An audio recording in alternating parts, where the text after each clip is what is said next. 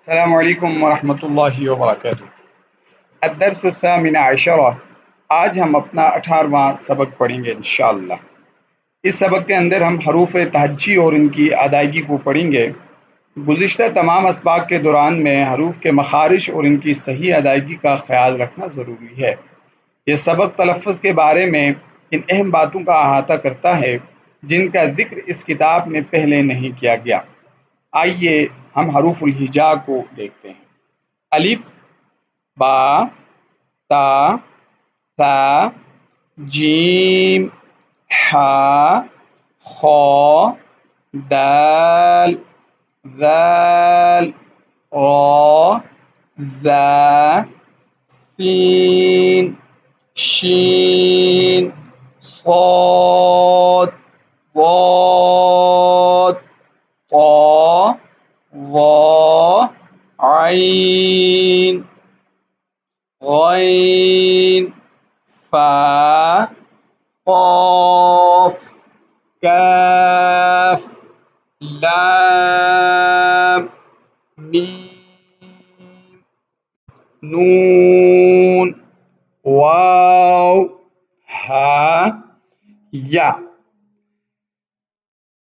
حروف کے مخارج، یعنی جو ہم نے حروف تہجی ابھی پڑھا ہے ان کے مخارج کو ہم دیکھتے ہیں۔ مخارج الحروف، حروف اپنی ساخت اور مخارج کے اعتبار سے چند مجموعوں میں منقسم ہے، یعنی ان کو تقسیم کر دیا گیا ہے، جس میں سب سے پہلے الحروف الشفویہ یعنی ہونٹوں والے حروف، وہ حروف جو ہونٹوں سے ادا کیے جاتے ہیں ان کی آواز کو ہم دیکھتے ہیں، با، ما، وا۔ اور اسی طرح دوسرے نمبر پہ الحروف الشفویہ الاسنانیہ یعنی ہونٹوں اور دانتوں والے حروف، یعنی جن حروف کی ادائیگی کے اندر ہونٹ اور دانت دونوں انوالو ہوتے ہیں، وہ ہے فا۔ صرف یہی حرف اس قسم سے متعلق ہے۔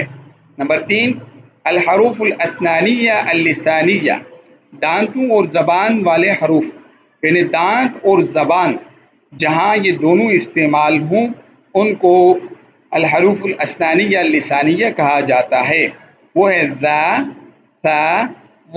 اگر ان کی آواز کو دیکھیں ذا، ثا، ظ، یہاں زبان اور دانت استعمال ہو رہے ہیں۔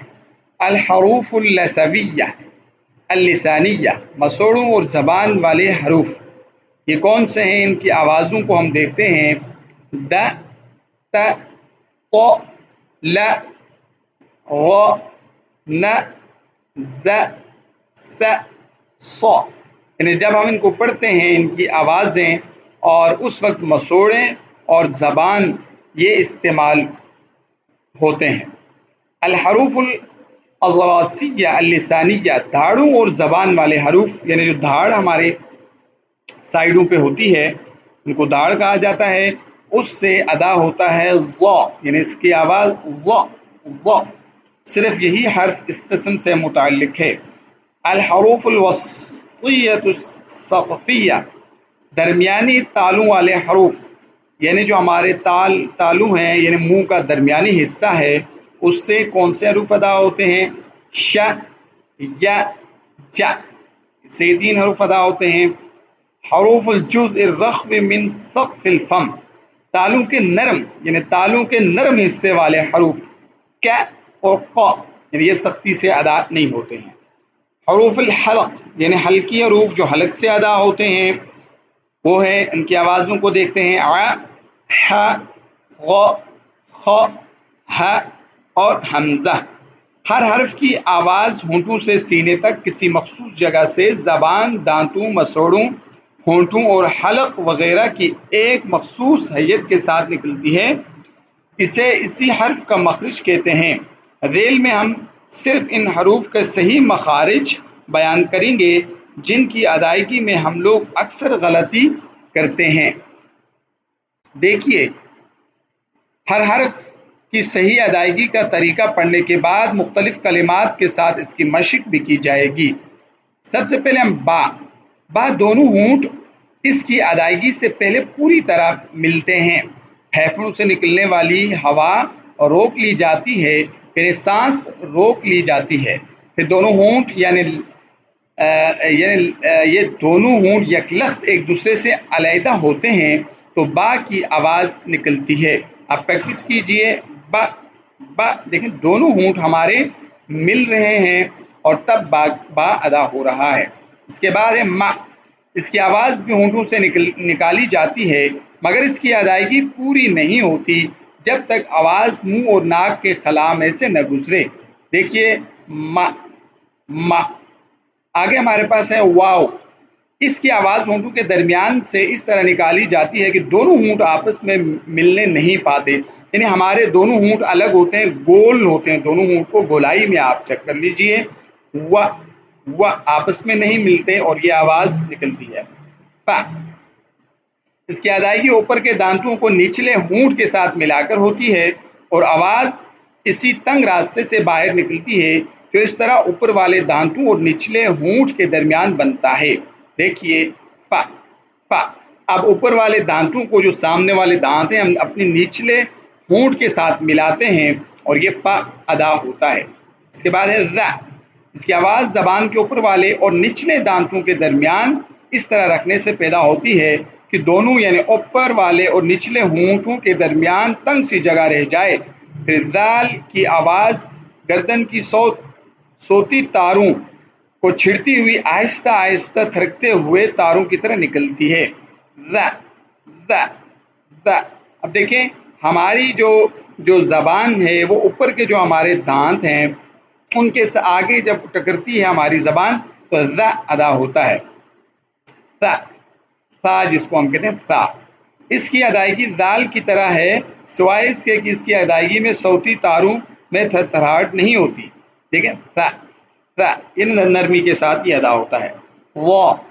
اس کا مخرج بھی دال کی طرح ہے البتہ اس کی ادائیگی میں زبان پیالے یا سینے کی سی ہچکی ہوئی شکل اختیار کرتی ہے یعنی زبان کے کنارے سے اٹھ جاتی ہے اور بیچ میں گہرائی سی پیدا ہو جاتی ہے اور یہ کنارے تالو کی چھت سے مل جاتی ہے.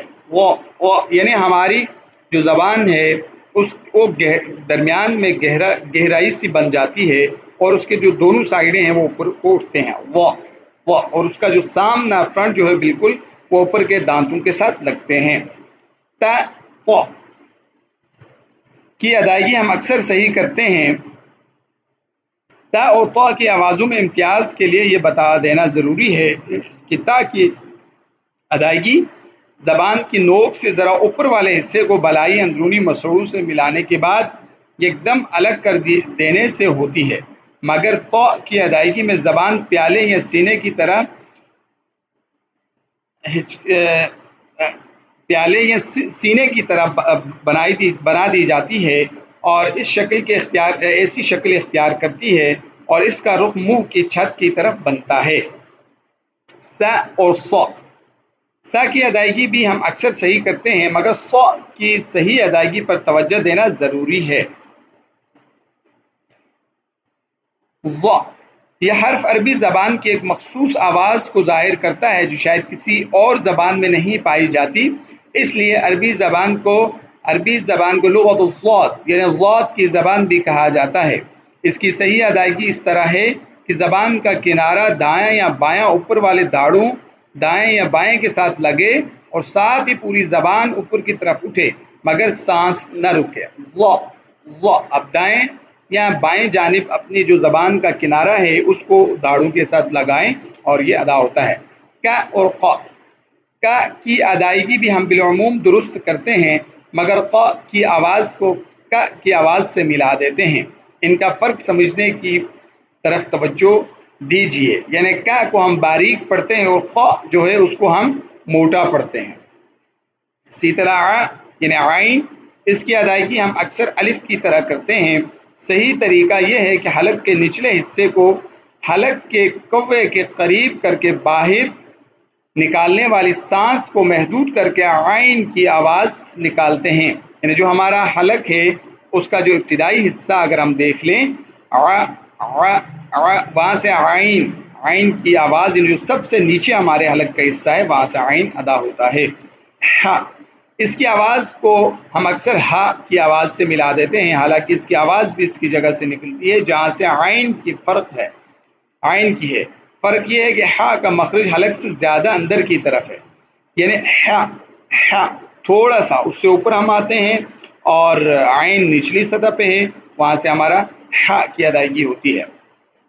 ग, हमारे यहाँ बाज़ लोग इसे गा की तरह बोलते हैं, दरअसल इसका मखरज भी आइन से मुशाबे है, अलबत्ता ग की अदायगी का रास्ता आइन से ज़्यादा कुशादा होता है और मुंह की जानिब से आइन की अदायगी की जगह के ज़रा बाद होता है, यानी ऊपर वाला हिस्सा, यानी आ ज़रा हलक के निचले हिस्से से, ग ज़रा ऊपर वाले हिस्से से अदा होता है। ख, बाज़ लोग इस हर्फ को खा या का की तरह बोलते हैं, दरअसल इसका मखरज ग से मिलता जुलता है। आज का ये लेसन यहाँ हम इसको ख़त्म करते हैं। हम अब आपके साथ इंशाअल्लाह अगले लेसन में मुलाकात होगी।